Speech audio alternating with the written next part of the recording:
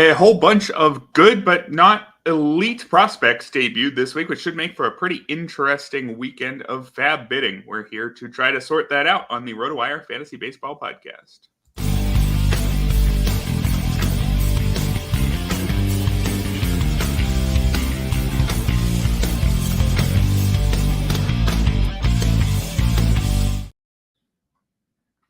Hello and welcome, everybody, to the Saturday FAAB edition of the RotoWire Fantasy Baseball Podcast, brought to you by So Rare and Prize Picks. Erik Halterman here with Ryan Boyer. And Ryan, we've got a busy week to sort through a whole bunch of players who are interesting but not obvious stars. I think this could be one of those weekends where you could make or break the rest of your season, or it could be one of those weekends where none of this really matters much at all. Are you excited?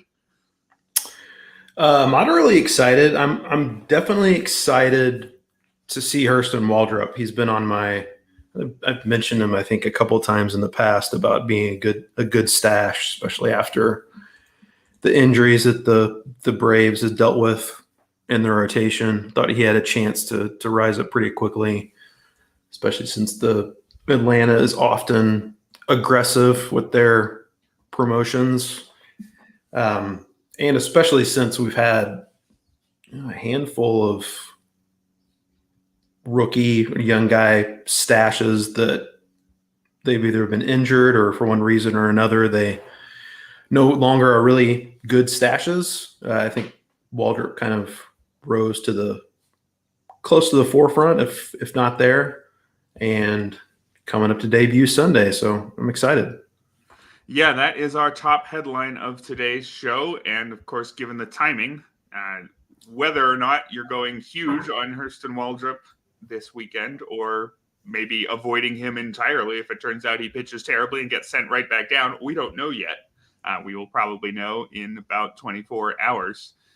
But Waldrep has the potential of holding down a spot in that Atlanta rotation long term. And that spot in that rotation has been one of the better ones. If you can start every 5 days for one of the best teams in the league, should give you a ton of chances at wins. And Waldrop's got the prospect pedigree. I'm excited for this one because I picked Waldrop over Jared Jones just straight up incorrectly in the RotoWire Staff Keeper League. It was late enough in the spring that I should have known better and should have caught on to the Jared Jones hype, but it was not quite late enough where it was the most obvious thing in the world. And I think I picked right before Clay Link, and he snapped up Jared Jones in the reserve round of that draft. And I'm very much regretting it, but hey, maybe Hurston Waldrep will outpitch Jared Jones the rest of the year for all we know. We don't yet know whether or not it's going to be Spencer Schwellenbach going down for him coming up this Sunday. If that happens, I guess that would make Waldrop even more interesting because it would be a clear sign that Waldrop's the number 5 as of right now. Where we stand, I guess he could be the number 6 in a temporary 6-man rotation. It could be a spot start. It could go a few different ways. If it makes you feel any better, I think I would have made that same ultimately probably incorrect decision in that dynasty draft. Yeah, I'd be surprised if Waldrop doesn't stay up over the long haul, or at least over the moderately long haul. Workload, not really a concern. He threw 130 innings between, I guess, the minors and Florida. I think he's the 4th draft pick from last year's class to get promoted to the majors. Yeah, ranked 35th overall and the number 8 pitching prospect on James Anderson's list. And good fastball, but it's really the splitter it's one of the better pitches among top pitching prospects. I think it's going to be a real bat mister, and that's kind of a pitch that's been in vogue a little bit more this year. So we'll get to see that. And had 11 strikeouts over 6 innings in his lone AAA start. I think he'll definitely be a bat misser from the jump. Yeah, we got a comment here in chat from Joe saying that the Braves beat reporter did say they want to go to a 6-man to give their starters extra rest. I think that would make sense. So if we don't see Spencer Schwellenbach get sent down as part of this, I think that we shouldn't necessarily fear that Waldrep is only up here for one, as you're noting. I think definitely a 6-man, at least temporary, makes some sense. That's, of course, assuming Waldrep earns his continued stay in the rotation, which we can't know until he makes that first start. There was another question here about Christian Scott, and I just want to mention him in connection to Hurston Waldrep. Just taking a look at one way I like to look at our top 400 prospects page at RotoWire is just going to the ETA 2024 tab and just looking at the pitchers, just trying to get a sense of, okay, where does Hurston Waldrep rank among the guys we're going to see this year? And on James's rankings among pitchers who are debuting this year, it was Paul Skeens number 1, Christian Scott number 2, and Hurston Waldrep down there at number 5. A couple other guys who debuted this week who we'll touch on later, Adam Meyer and Cade Povich, are 11 and 12. So just to give some of the sense, Waldrep closer to Christian Scott, but I would certainly prefer Christian Scott. I would expect him to return within a start or two. So in leagues where Scott is still out there, he would be ahead, certainly for me, of Hurston Waldrep. Yeah, I think I would give him a slight edge as well. I looked at that same thing as you did, and not including Scott, just because he's already debuted. Waldrep was the highest ranked guy, I think, who has a real shot to – that's probably going to be up for anytime soon. Jackson Jobe could debut at some point in 2024, but he's currently hurt and also at AA and just 21. So it's not a guarantee that he'll be up this season. Be the last of the kind of elite, borderline elite pitching prospects to debut this year. So that alone makes him a pretty interesting FAAB selection. Yeah, and I think that's one reason why I like looking at that page is because it makes it easier to predict how much you're going to have to go to get a guy in FAAB. And if somebody is the highest remaining pitching prospect who's likely to debut anytime soon, as you mentioned, that's going to go for a lot of money. As long as Waldrep has at least a decent start, I would expect having to really pay up to get him. And, given how quick of a riser he is, maybe paying up that much will be too early, and he's not going to be himself until next year. But I would expect some big bids, and I think there's a decent chance that the people who win it end up being pretty happy. There's been some other prospects debuting this week, including a Rockies infielder who debuted or hasn't yet debuted, but just got the call within hours of us going live here, maybe even within minutes. Adael Amador is getting the call straight from AA up to the majors. One of the Rockies' more interesting prospects, although still fairly young. And if you look at his season-long stats, you will be saying, why in the world are the Rockies calling up this guy? Because he's hitting 194 at the AA level. But he was in quite a slump to start the season, has been hitting much better lately. And I guess the Rockies are looking at his long-term pedigree and his, most recent 2 weeks and saying, yeah, this is fine. He's ready, even though we're jumping a 21-year-old straight from AA who's hitting 194. I mean, it's a mixed feelings about this one, right? Tons of upside for a big prospect potentially playing all the time in Colorado, but also can't say it enough times. Hitting 194 at AA and is only 21. So what's going on here? Yeah, and I guess I haven't seen official word yet, but I assume he's going to take Brendan Rodgers' spot on the roster. Rodgers left yesterday's game with a hamstring injury. I know he was already listed as being out of Saturday's lineup. I've not seen anything on an IL stint for him. But yeah, Amador, as you mentioned, just a really dreadful start. Not too surprising given how young he is at the AA level, but over the last, I think, 9 games, he's hit 6 home runs and stolen 6 bases. So that's interesting enough. Switch hitter.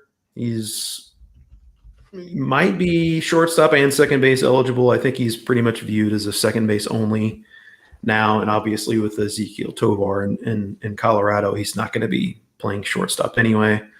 Tough to say if this is going to be a long-term stint. I lean towards no. I don't know the severity of the hamstring, presumably strain that Brendan Rodgers is dealing with, but he's not a guy that the Rockies are going to want to, give up on. He actually had been hitting a little better of late. Has mostly underwhelmed, I think it's fair to say, since he was a top prospect himself. But yeah, Amador still very young and has mostly struggled at the AA level this year. So I think it's going to be a short stay, most likely for him. Doesn't mean, as you mentioned, he's not worth a decent sized FAAB bid anyway, because there's a chance he does stay, and he has some power, has some speed, and he's going to be playing at Coors Field. So that alone makes him interesting. Yeah, and even though he did hit 194, again, he actually has a good hit tool. That's supposed to be what's carrying his profile, and his strikeout rate at every single stop in the minors has been less than 20%, even this year. This year he had a 19% strikeout rate against a 16% walk rate. So very strong plate discipline for a young hitter. Great park.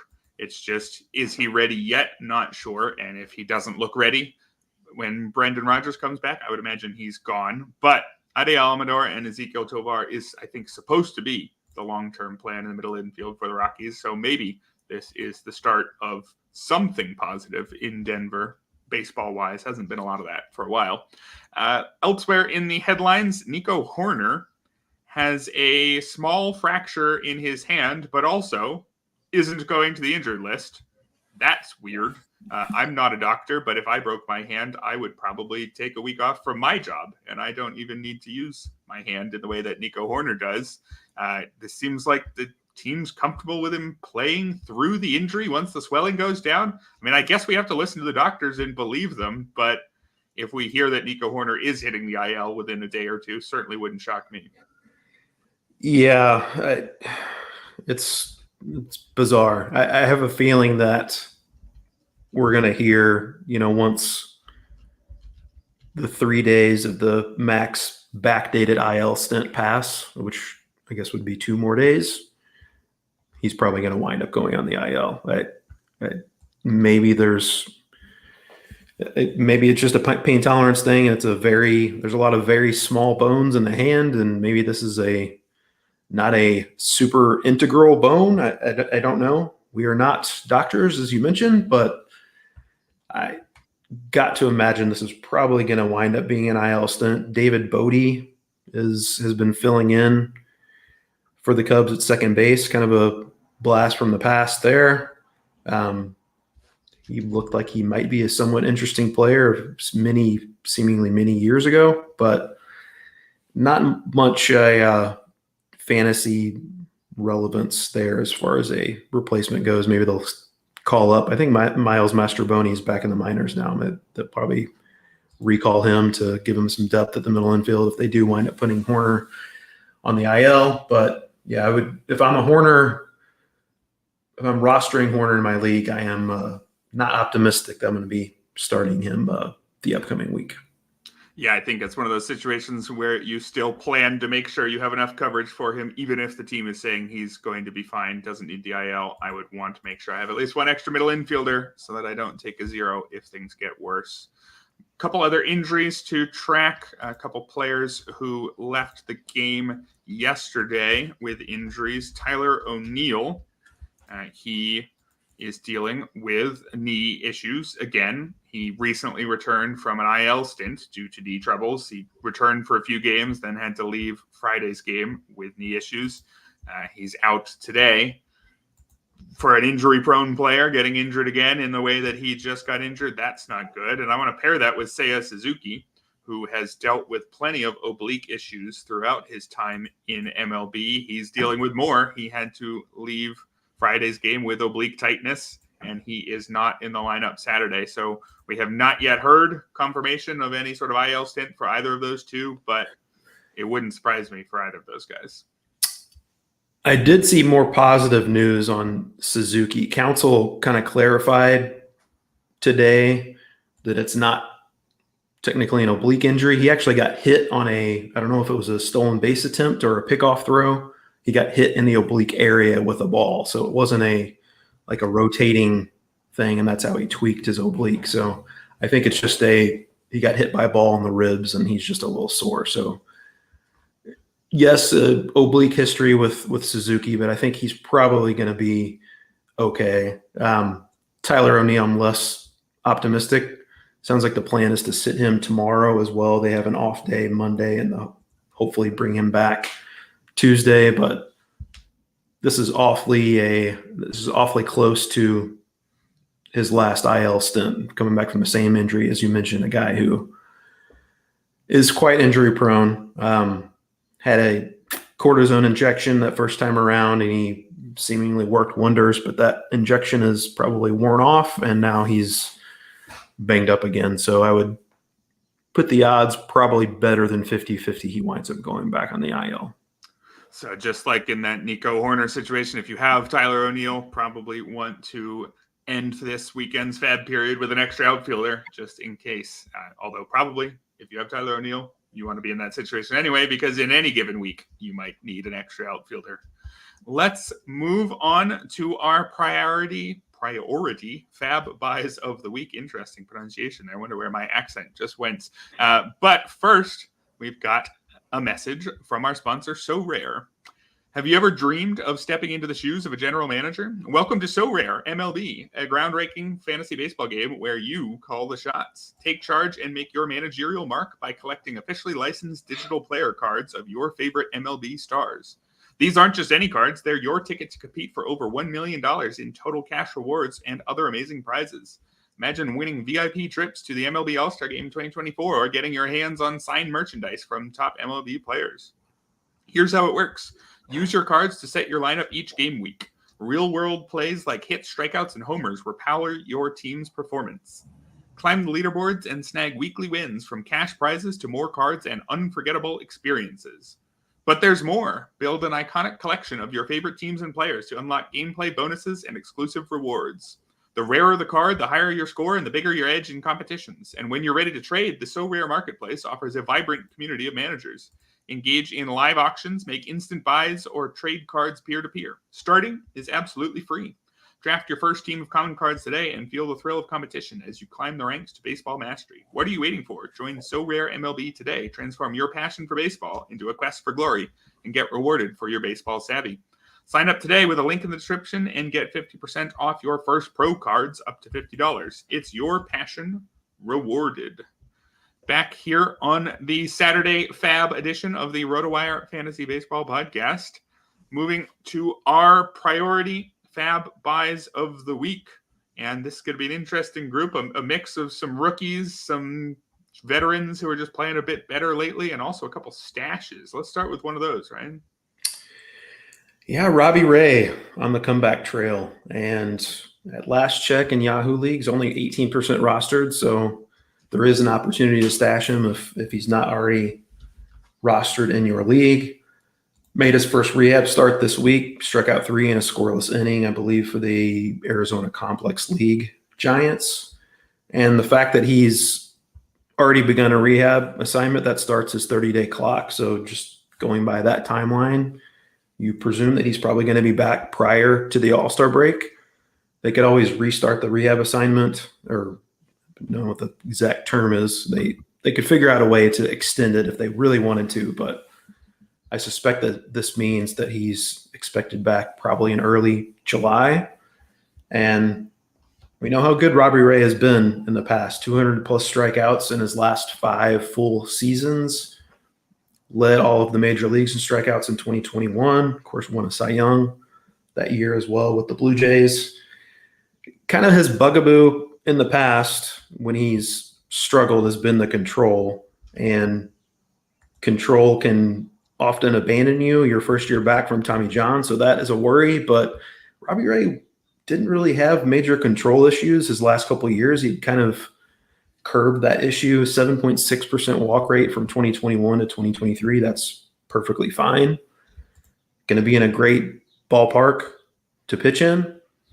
I don't think we have to. I mean, initially, maybe there's some workload stuff. He's only going to go 5-ish innings right out of the chute, but I don't think the Giants are going to be super conservative about his workload, even though he missed most of last year. He got a guy that has a ton of tread on his tires already. I don't think that's going to be a major concern. And Giants are not a great team, but a good enough team that can give him enough run support to pick up some wins. So I'm definitely on board for Robbie Ray as a stash if he's available. Yeah, Robbie Ray, I believe he started his rehab assignment the same day as Garrett Cole. Garrett Cole almost certainly is stashed everywhere, although I guess if he happens to not be in your league, go get him first. But Robbie Ray should be showing up at right about the same time as Cole. He's not as good as Garrett Cole, but remember, when he's at his best, he's not actually that far behind, at least the very best version of Robbie Ray that we've seen. And I think that's the most important thing with any stash is it better be worth it when they show up, or it better have a chance of being really worth it, I guess is a better way to put it. And I would say that's definitely the case with Robbie Ray. The best case scenario is he comes back and pitches something like an ace. Not the median expectation, but that's there. That makes it worth the wait. And now that he has begun his rehab assignment, I think that the first rehab assignment is often where you see the setbacks. So if we've got no setback here, that's really encouraging. So definitely would be going out to stash him in leagues where you're allowed to do that, and would probably be throwing a decent bid. Of course, in something like the RotoWire Online Championship, you wouldn't necessarily be able to get him. I'm not sure. You wouldn't be able to stash him while he's still injured, of course, in leagues where you can't bid on injured players. So I'm not sure exactly what the norms would be in terms of FAAB bids in leagues where you can get him, but I would probably think at least 4 to 6 to go get him if there's going to be competition. Yeah, maybe it depends a little bit on your roster situation. I guess if you can afford to stash an injured player for a month-ish, but if you have the space, I'm comfortable going a little bit beyond that as well. Yeah, fair enough. My first pitcher on the list today is Matt Waldron, the knuckleballer for the Padres. Waldron has been picked up in pretty much all your deep leagues by now. If you were me, you picked him up in your NL-only Tout Wars league, used him for his bad starts, kept him on the bench for his good starts, and then cut him, and now he's on someone else's team. But Matt Waldron, I think now should be much more widely owned. Even in shallower leagues, the way he's performed, especially lately, across his last 5 starts, Waldron has a 31% strikeout rate to go with a 5% walk rate. He's got an ERA of 184 and a 191 FIP over that time. It was a little shaky early in the season, and the reason I dropped him in the one league where I had him is I just realized I wasn't choosing to use him at any point. I just didn't have the confidence to throw the knuckleballer out there. But I would have that confidence now for sure after 5 good starts. And also there's the fact that the Padres rotation has been pretty beat up. If Joe Musgrove is going to be out for a while, which it looks like he might be with a bone spur in his elbow, that keeps Waldron's job even safer. It probably already was pretty safe, but I think at this point, very safe for Matt Waldron. Might not have to go too much in the shallower leagues because we're still talking about a guy with a 3.98 ERA, 126 whip for the season. Those aren't exciting numbers. He's a 27-year-old without a lot of prospect pedigree. So I don't think you need to go more than 3, 4, 5% in those shallower leagues. But I think that Matt Waldron is now a universally rostered type of pitcher and not just a deep league guy. Yeah, I think so too. I mean, I'm guilty of others as have done as well, I'm sure, of kind of the built-in bias against the knuckleballer. It's just there's so few in the history of baseball that have been actually good and actually worth rostering in fantasy leagues, but is a pitch that can be difficult to master. Maybe he is finally doing that. So I'm with you. He needs to be pretty much universally rostered at this point. Another, I guess, this qualifies as a stash as well. Max Meyer, sounds like he's going to be back with the Marlins pretty soon. Skip Schumacher, the manager, gave an interview earlier this week. That was the actual word he used, is I think we'll see him soon. So what that means exactly as far as the timeline goes, we don't know for sure, but probably relatively short order we will see him. Did struggle initially upon his demotion back to the minors. got to imagine there's probably some frustration involved there. Maybe that's partly to blame, but over his last 4 starts in the minors, does have an 18-5 strikeout to walk rate over 14 innings. And you'll notice, yes, 4 starts and only 14 innings. It's because he's only going 3 or 4 innings per start in the minors. So we don't know what the workload's going to look like exactly with the Marlins. I assume the plan is to have those abbreviated starts in the minors just so he can save those bullets at the major league level, and he would have a somewhat normal workload, but that's not guaranteed for sure, back from Tommy John surgery. So that is something to keep in mind. But, the last time we saw Max Meyer at the major league level, he was really good. 2.12 ERA, 0.84 whip, 14-3 strikeout to walk rate, and 17 innings covering 3 major league starts. So, we're looking at in Yahoo leagues, he's just barely over 20% rostered right now. I think with the news that he might be promoted again soon, he's going to be in the radars of some league mates. So you're probably going to need to go at least 4, 5, 6 or so to roster him, and I'm okay with that. Yeah, similar range, I think, to Robbie Ray. Depending on your league setup, you might be able to stash Ray in an IL spot, although if you can do that, there's a decent chance someone else already had. Would you prefer Meyer to Ray just because there's a chance Meyer could show up as soon as next week? We just saw Ryan Weathers hit the IL with a finger strain. So if you stash Meyer now, you might get him starting in mid-June, whereas Ray, we're pretty sure you're going to get him starting in early July. Yeah, I think that's fair. Pure upside for 2024, I'd probably give Ray the edge, but, it's going to be – we're almost certainly going to see Max Meyer sooner, as you mentioned. And, yeah, I think I would give Meyer the slight edge if you're looking for priorities there.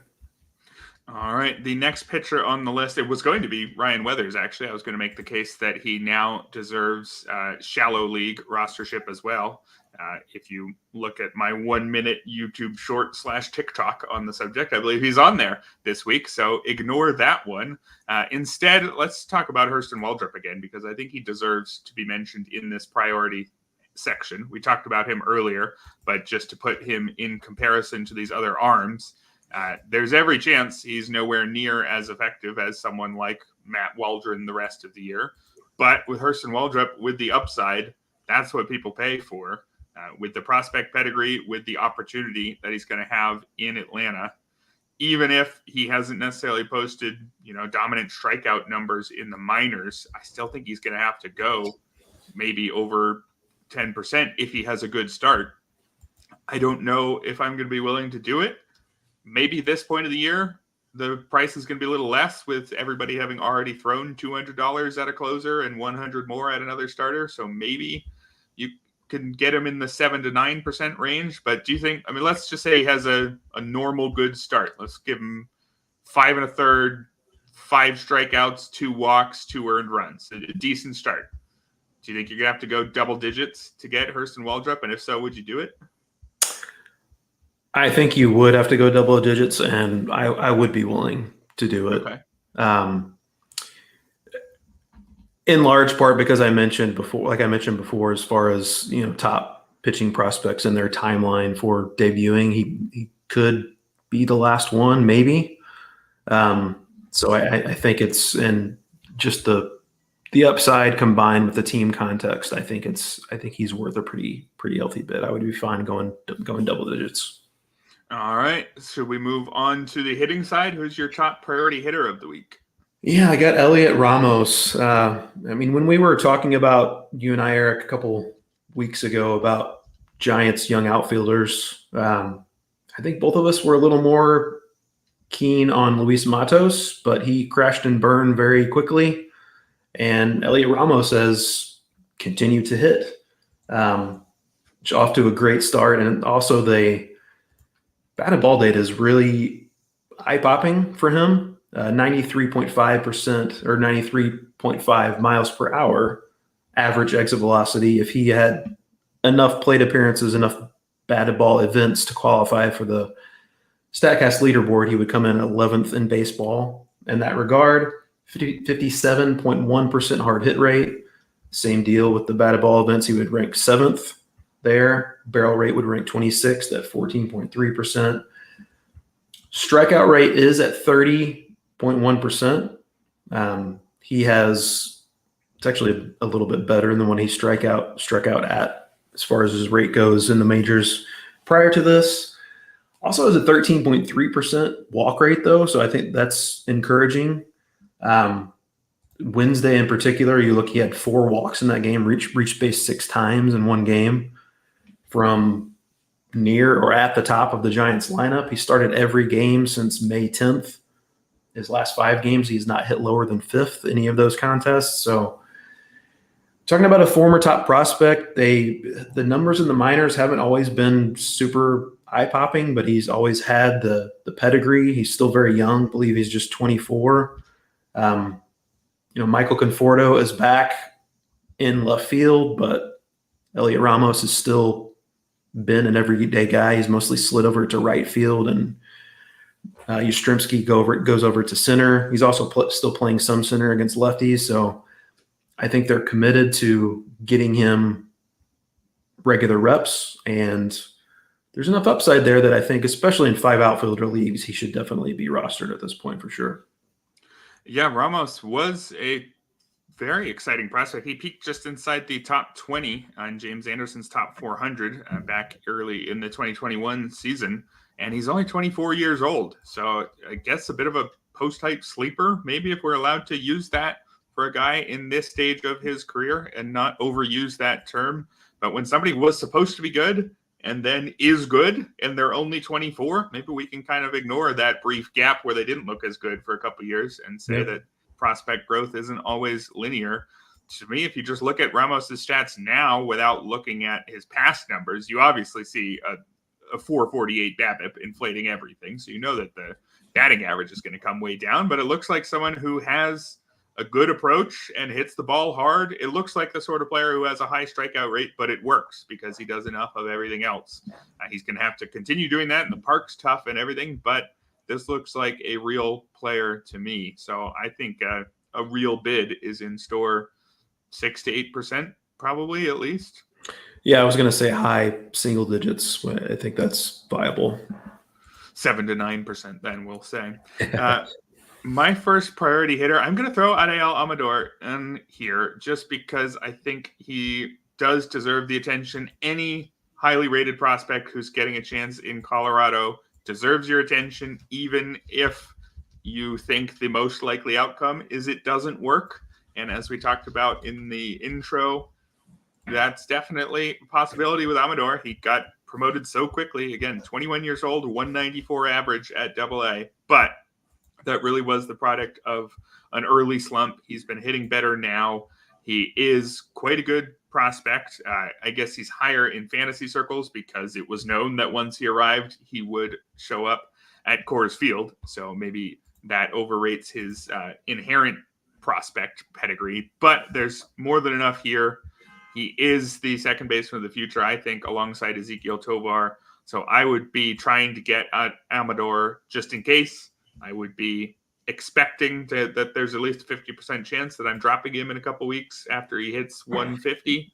But he really might stick around and hit 290 the rest of the year without much else. He could just play all the time and spray a bunch of line drives into a big outfield in Coors Field. So I think I would add him places where I am not in imminent need of significant production at second base. So maybe if I can add him to a bench, or if I'm doing well or something like that, there are teams where maybe you don't want him. Although, again, I guess maybe if you're doing really poorly, taking a chance on someone whose 95th percentile outcome is great and who probably will get sent back down to the minors in a few weeks, that could be something you have to do if you're struggling. So maybe there's a decent number of teams, actually, I'm talking myself into it, that would want Adael Amador this week. So even though his minor league numbers aren't great, I think you might need to go at least, 3 to 5%, 4 to 6%, somewhere in that range.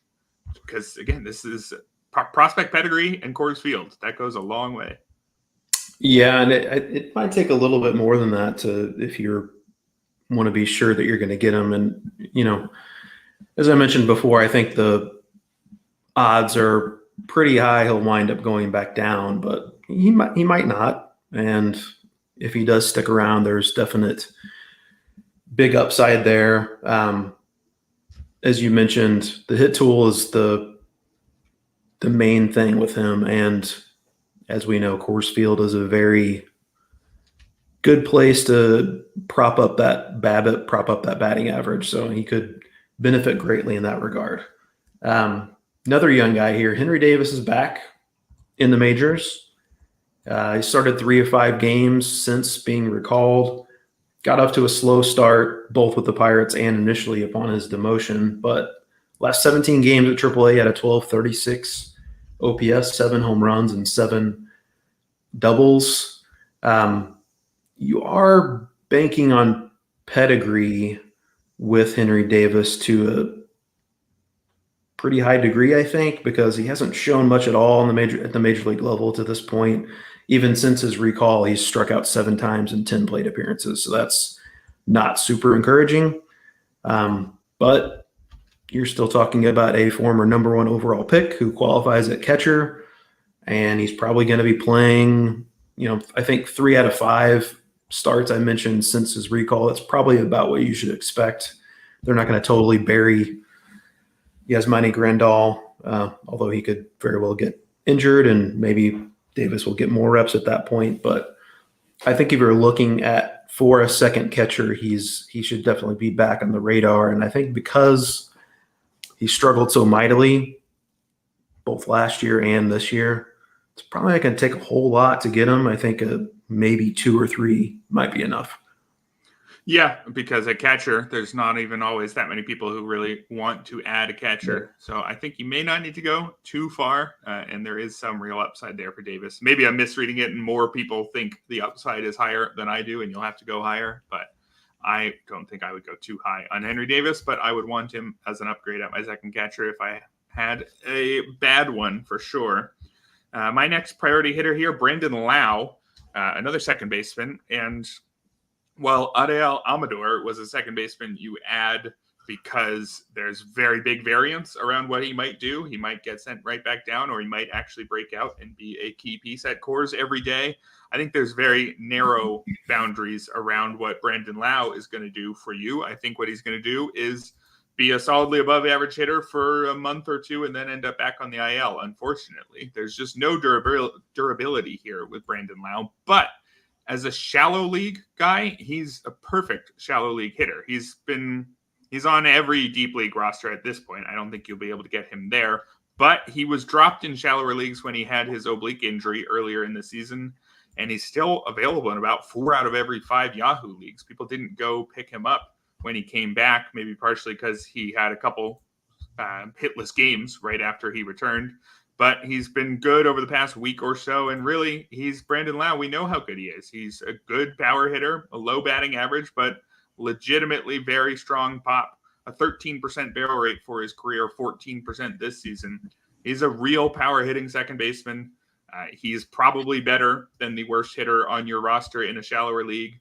He's also probably going to get hurt within 2 months, but in a shallower league, that's okay because the players you can pick up when he gets hurt are pretty good. So I think you'll have to bid that much on him because given how low his rostership rate is, other people don't seem to get that Brandon Lowe is actually good, but I would want him on my roster in pretty much any 12-team league for sure. Yeah, and I think he would, especially if you're in a league with daily roster moves where you can plug him in against righties and have someone else to play when they're facing lefties, because he often sits against lefties. Did not think I'd be recommending Andrew McCutchen as a priority add at any point this season, but he's been pretty good lately. The last 22 games, 862 OPS, 5 home runs, 13 RBI, 19 runs scored, and that runs scored total, which is almost a run per game, is happening because he's leading off every day, and he still gets on base at a good clip. So he's going to score some runs as long as he's holding down that leadoff spot.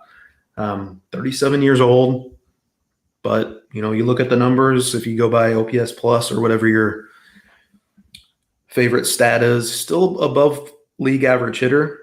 And 2023 hit 12 home runs, stole 11 bases in 112 games. So he's basically a little over half a season-ish. It's not a super high upside play. I don't think I need to mention that part of it, but especially from a run scored perspective, if you're kind of lagging behind in that regard, I think he's a perfectly viable fifth outfielder. Yeah, I would agree with that. On the same team, Jack Suwinski is the guy I'll go with to close out the priority FAAB ads here. He just got recalled after being demoted in late May. He deserves the demotion. He was hitting very poorly, but I just can't quit Jack Suwinski this year, even as his numbers have collapsed. Actually got a better strikeout rate than last year. Got down to 27.5%, down from 32% last year. Still not great. And unfortunately, it comes with worse quality of contact. His barrel rate has collapsed from 16% all the way down to 6.5%. But, that's only in 171 plate appearances for Suwinski, and he's shown us great quality of contact last year. I definitely think there's a chance he gets back closer to his previous levels of contact. If he has to give up some of his strikeout rate gains to get there, that's fine, because the player that Jack Suwinski was last year, it worked. He only hit 224, so that was a drag for sure, but canceled out somewhat in an OBP league by his 14% walk rate. But 26 homers and 13 steals last season. Suwinski has 5 steals already this year in limited action, so the decent speed is still there. And I think the bat is going to come around to something close enough to what we had last year. I think this profile of too many strikeouts, but a legitimate amount of power and speed, I think that works. And I think it's going to work for Jack Suwinski. And I think he was dropped even in deeper leagues because he was bad and then sent to the minors. So that's the kind of guy you drop. He's back again already. I should note that he got the day off today against a righty, which I did not love to see, but he was starting, I believe, 3 or 4 games in a row right after he came back. So as long as the playing time is there, he's still a guy I like. So I'll be bidding on Jack Suwinski, and I might not have to bid very much on him, given that nobody else seems to like him anymore. Yeah, I don't think it'll take much. And I'm with you, today's lineup notwithstanding, I do suspect he's going to be playing pretty much every day against righties in center field. The Pirates have shown no inclination, at least of late, to throw Michael Taylor in there as an everyday player. And Ji-Hwan Bae is hurt again. So I think Suwinski will get his reps and some speed, some power, often some good batted ball data. He's definitely worth a speculative ad and shouldn't cost too much. All right, we will move on to our budget players right after this message from Prize Picks. Prize Picks is the best way to get action on sports in more than 30 states across the country. Prize Picks is really simple to play. I can make my picks and submit my entry in less than 60 seconds. You just pick more or less on 2 or more player stats and watch the winnings roll in. And hey, we've got the RotoWire Picks tool to help you out with that. You can look at a whole bunch of different sports. Wow, looks like we just have CS2 in there now too. If you're into esports, that's news to me as of clicking this page today. But we could take a look at some of the MLB games later today if you want to make some picks on the Stanley Cup or the NBA Finals. We got all that on the RotoWire Picks tool. Quick withdrawals, easy gameplay, and an enormous selection of players and stat types are what make Prize Picks the #1 daily fantasy sports app. Download the app today and use code ROTOPOD for a first deposit match up to $100. That's promo code ROTOPOD for a first deposit match up to $100. Pick more, pick less. It's that easy. Back here on the Saturday FAAB edition of the RotoWire Fantasy Baseball Podcast. Moving on to our budget buys of the week, starting with the pitchers. Ryan, who is a pitcher that you'd be considering spending $1 or $2 on this week? I've got Luis Medina as my first guy.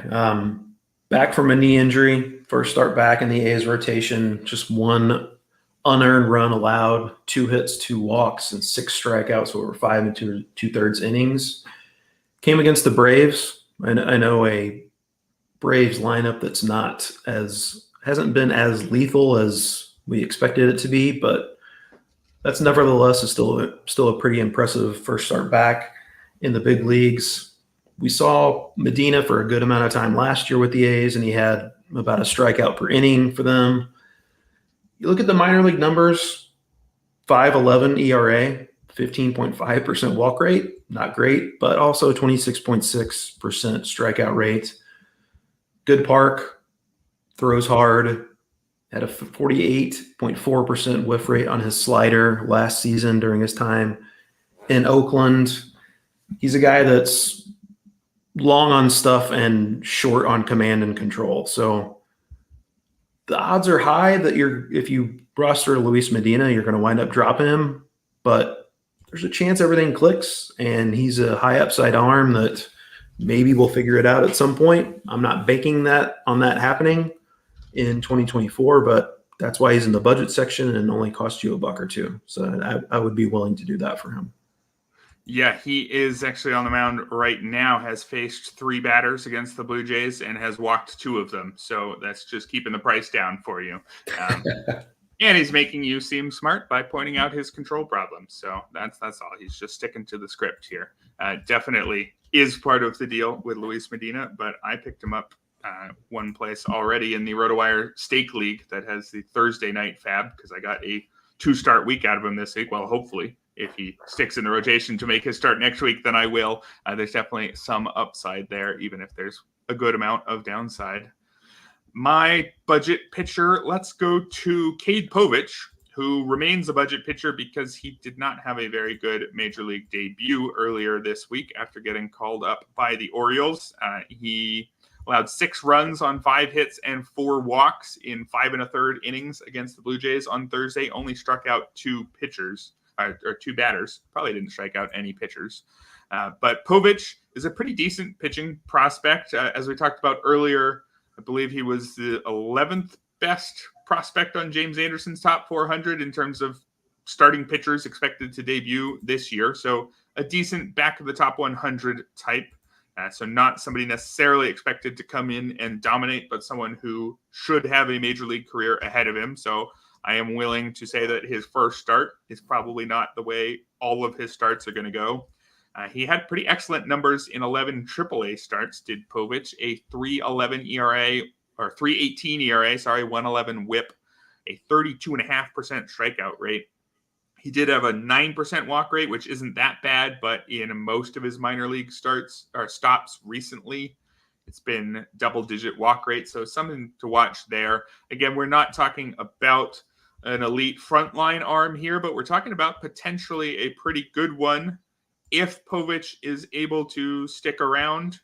It seems like he might stick around for at least one more start if the team is going 6-man for now with not many off days. I suppose as of right now, he's not technically listed in our projected starters grid. And so that's why he's very much just a budget add here, because Povich could be sent back down, but they didn't send him right down after his start. So I'd imagine he's still here. He's going to get at least one more opportunity. And the upside, of course, is that he ends up beating out Albert Suarez or Cole Irvin for a spot at the back of this rotation. I don't think those are guys who are too hard to beat out. So given Povich's prospect pedigree, I'm still interested, even if his debut wasn't good and his role isn't guaranteed. Yeah, the line in the debut wasn't great, but I did notice that Brandon Hyde spoke very highly of him after the start, saying how impressed he was. So that leads me to believe that he's going to get at least one more chance. And as you said, they did not send him down yet. So I think he'll stick around for at least one more turn. My next guy is basically the opposite of the last guy I recommended. Miles Michaelis, 3 straight quality starts, 5 quality starts in his last 7 tries. And one of the other ones, he gave up just 1 run, just fell shy of 6 innings pitched. Obviously not a strikeout guy, never has, never will be.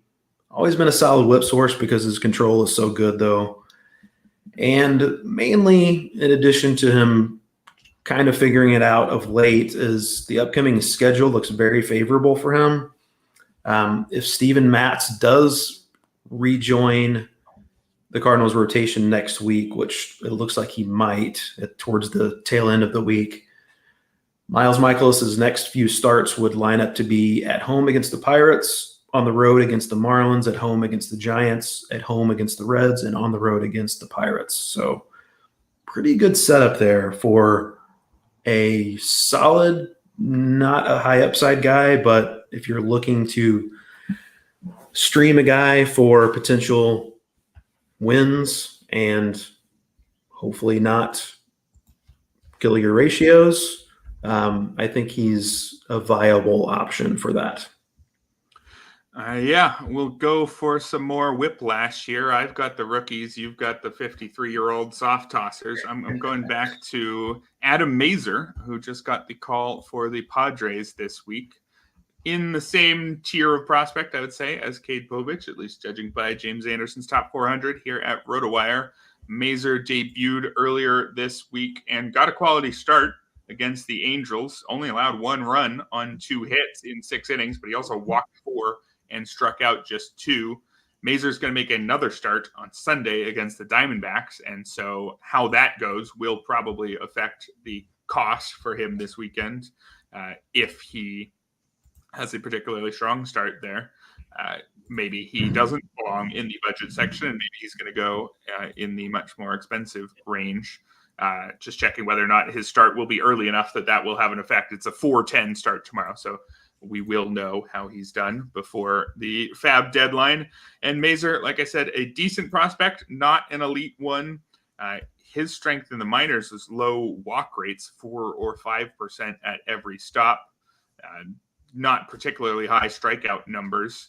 This season in his 4 starts at AAA, he had a 7.11 ERA, but the underlying numbers don't look that bad. I wouldn't be too worried about that one.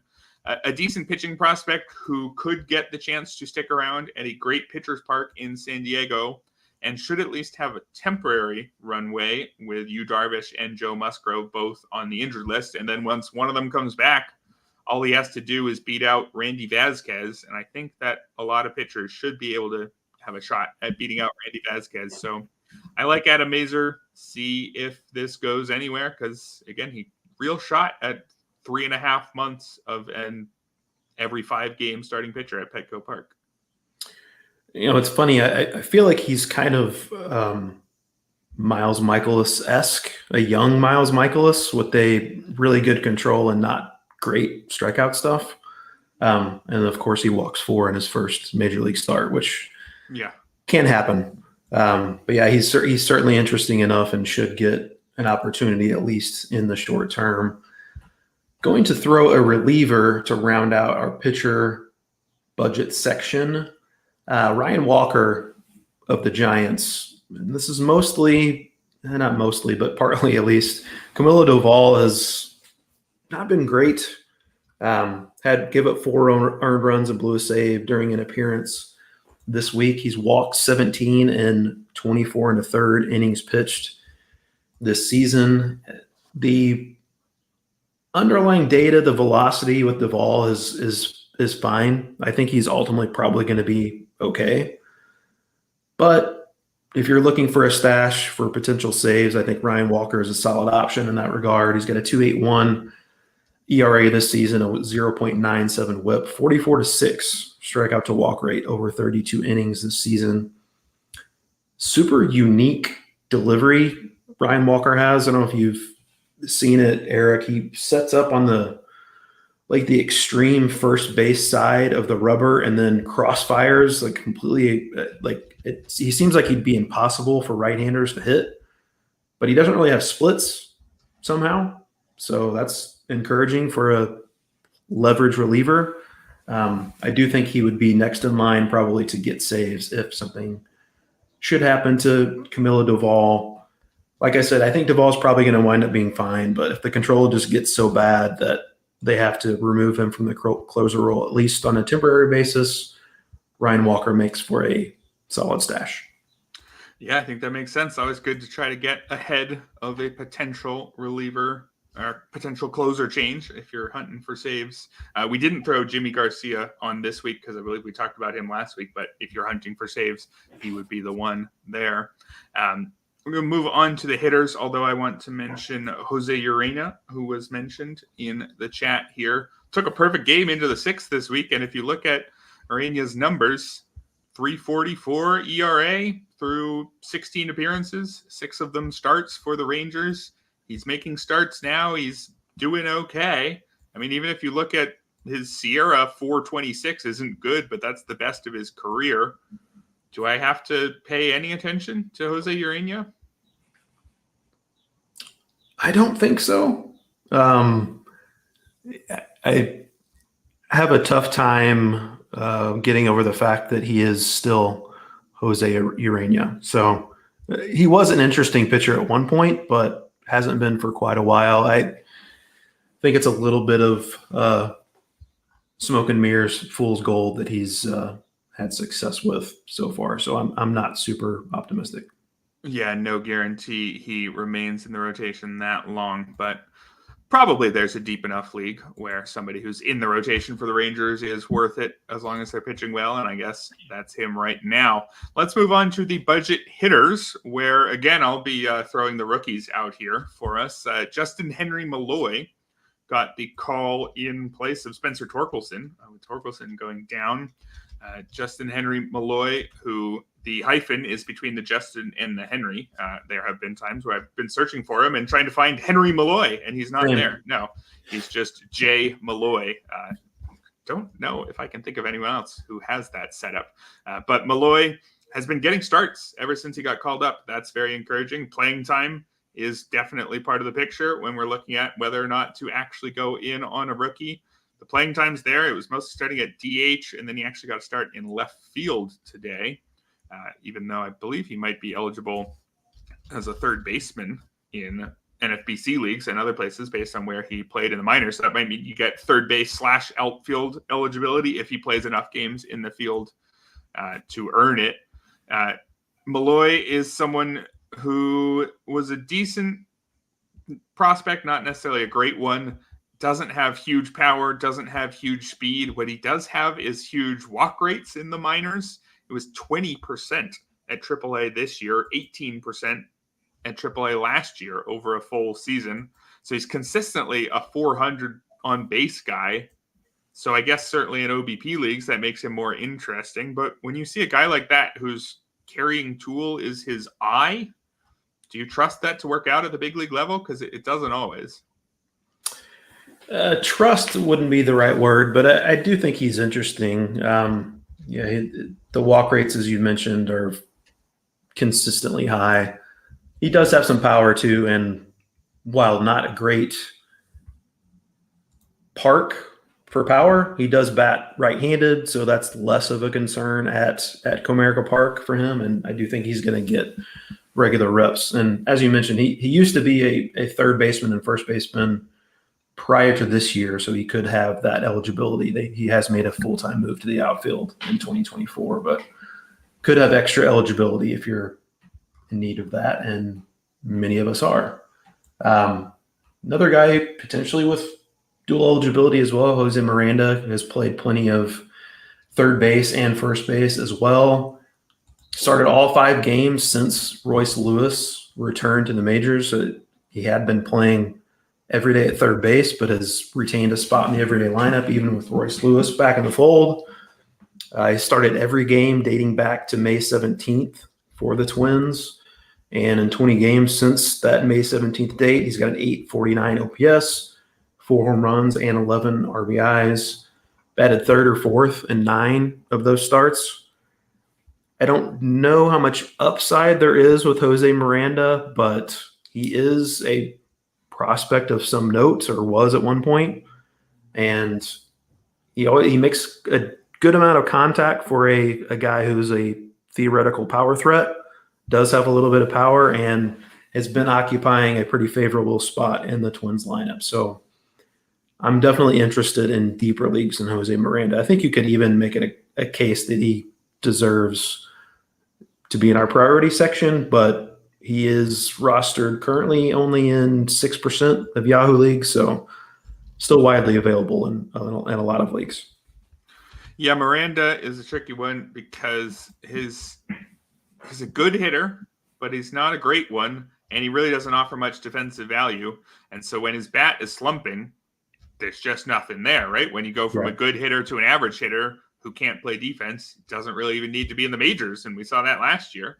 But when he's on a hot streak, he's more than a good hitter. He's quite a good hitter. So I think on the whole, he's one of those guys where you got to have on your roster when he's hitting well, but can't necessarily count on him continuing to be an everyday player the rest of the year. But, the way he's hitting now, go for it.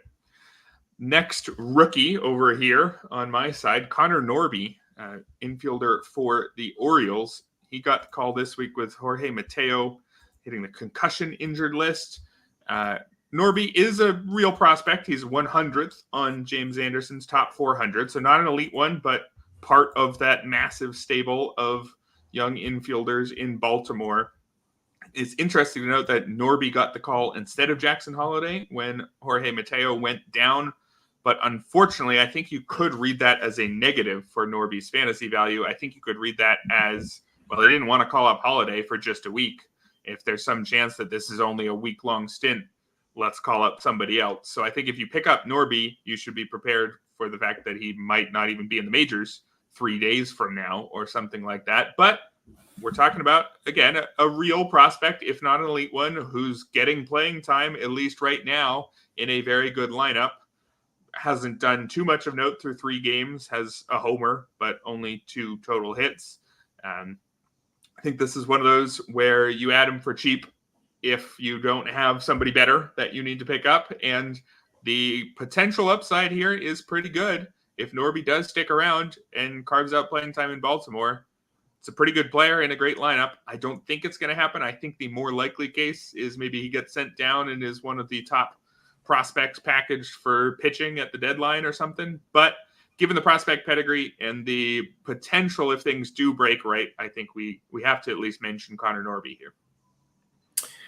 Yeah, and Jorge Mateo has resumed workouts. I don't think he's officially been cleared concussion protocol, but seems to be trending towards him, if not a minimum stay, shortly after. So I think Connor Norby's probably going to head back down soon, and as a guy who is rostering Mateo in actually a surprising number of leagues, counting on his stolen bases.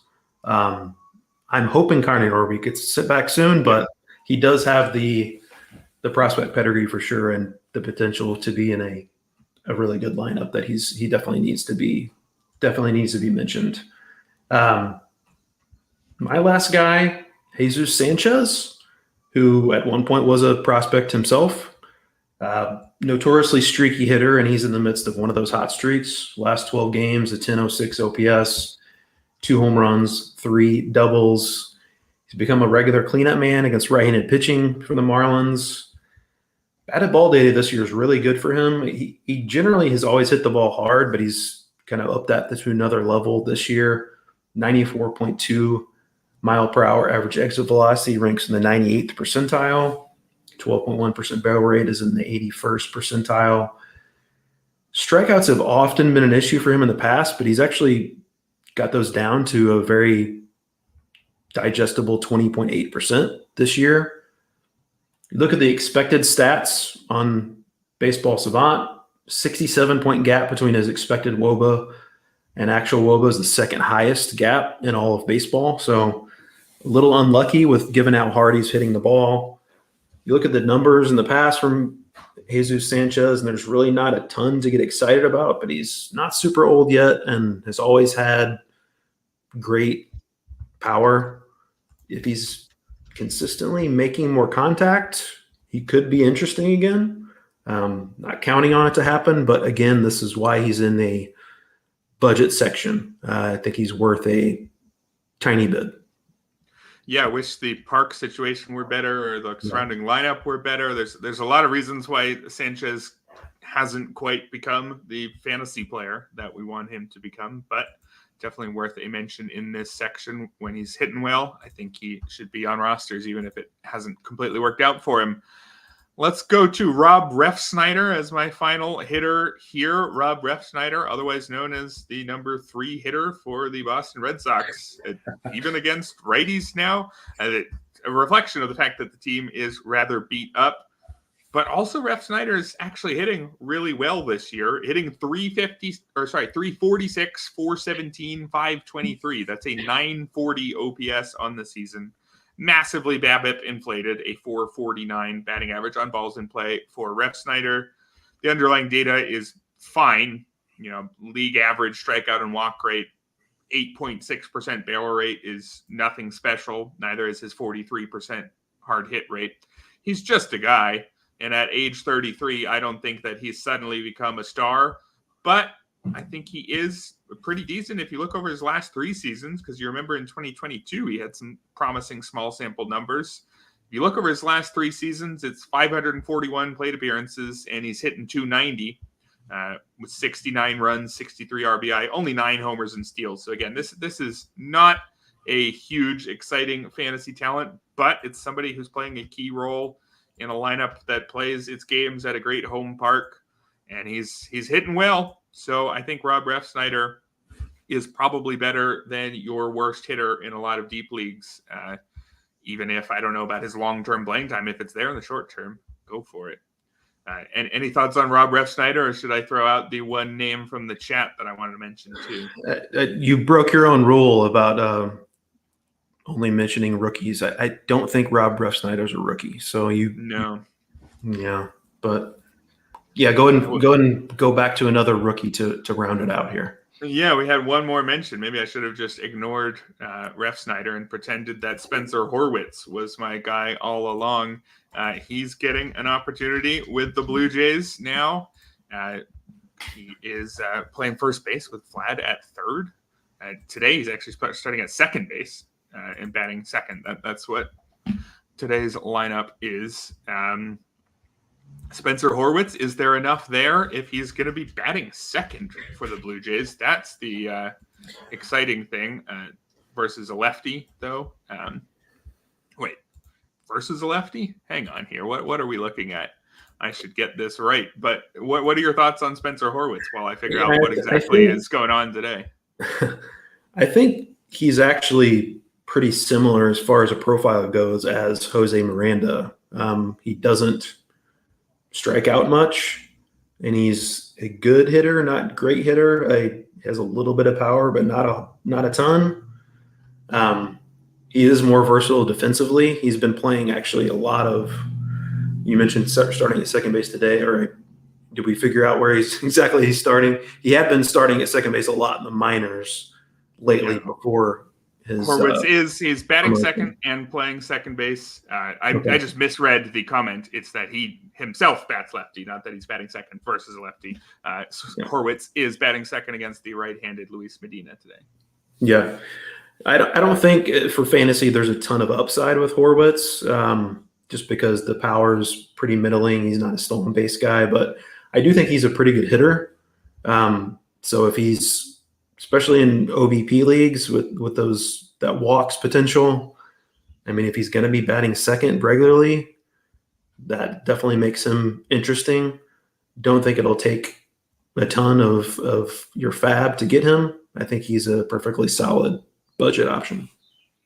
Yeah, I'm right there with you. Not overly excited about him in isolation as a player, but if he's going to be batting second, I mean, if you're batting second on your first game of the season right after getting called up, that's faith in your bat that the Blue Jays are showing if he is hitting second again tomorrow. And the Blue Jays DFA'd Kevin Biggio, should mention, by the way, so that yes, one potential, I guess, roadblock to playing time at second base is out of the way. Right, another lefty bench bat type. So a name to know there for sure, Spencer Horwitz. So as mentioned at the top, it's a whole bunch of rookies, and not too many of them are obvious huge bids this weekend. It's going to be a tricky one. We will find out just how wrong we all were on everything next week. That's going to do it for today's show.